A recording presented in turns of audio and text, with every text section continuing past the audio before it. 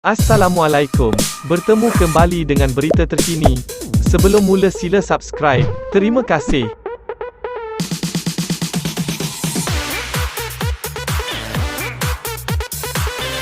Polis mengesahkan sedang menjalankan siasatan berhubung kenyataan yang dibuat pemimpin veteran DAP, Lim Kit Siang di laman Twitter. Walaupun tidak menamakan Lim, pengarah Jabatan Siasatan Jenayah PDRM, Abdul Jalil Hassan berkata imej tangkap layar ciapan tersebut dikesan telah ditularkan melalui aplikasi WhatsApp sejak dimuat naik pada 19 Mei lalu. Abdul Jalil berkata siasatan dibuat di bawah Seksyen 505C Kanun Keseksaan kerana mengeluarkan kenyataan dengan niat mengapi-apikan mana-mana golongan atau kaum dan Seksyen 233 Akta Komunikasi dan Multimedia iaitu penggunaan tidak wajar kemudahan rangkaian atau perkhidmatan rangkaian. Terdahulu, Lim yang juga ahli Parlimen Iskandar Puteri membuat kenyataan di blognya bertajuk Bolehkah Malaysia mendapatkan pengajaran dari Sri Lanka? Lim dalam tulisan itu juga membangkitkan soalan adakah mungkin rumah Perdana Menteri dan menteri-menteri di Malaysia dibakar oleh penunjuk perasaan yang marah seperti yang berlaku di Sri Lanka minggu lepas. Kenyataan itu menyebabkan bekas Perdana Menteri Najib Razak menggesa polis menyiasat Lim atas tuduhan menghasut. Veteran DAP itu bagaimanapun membidas Najib kerana menuduhnya membuat kenyataan menghasut.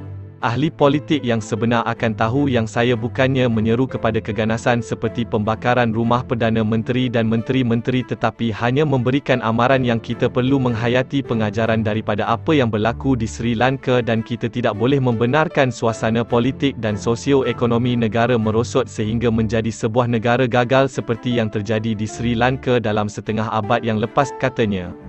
Protes terhadap kerajaan Sri Lanka meletus minggu lalu selepas negara itu menghadapi krisis ekonomi terburuk sejak mencapai kemerdekaan pada 1948. Keadaan itu menyebabkan kadar inflasi meningkat dan kekurangan ubat, bahan bakar serta barang keperluan lain. Penunjuk perasaan membakar rumah milik berpuluh-puluh ahli politik, termasuk rumah keluarga Perdana Menteri Mahinda Rajapaksa dan adik lelakinya serta Presiden Gotabaya Rajapaksa. Mahinda mengemukakan peletakan jawatannya sebagai Perdana Menteri pada 9 Mei. Sementara itu, Timbalan Ketua Menteri Dua Pulau Pinang P. Ramasamy, yang juga adun perai DAP, mempertahankan kenyataan Lim. Saya tidak faham apa yang dikatakan menghasut berhubung catatan veteran DAP Lim Kit Siang dalam blognya bahawa Malaysia harus mengelak nasib yang sama seperti Sri Lanka. Beliau mungkin menyebut fakta rusuhan dan demonstrasi di Colombo sehingga rumah dan harta benda beberapa menteri dibakar.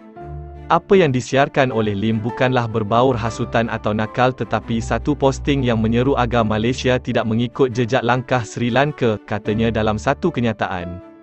Terima kasih kerana menonton.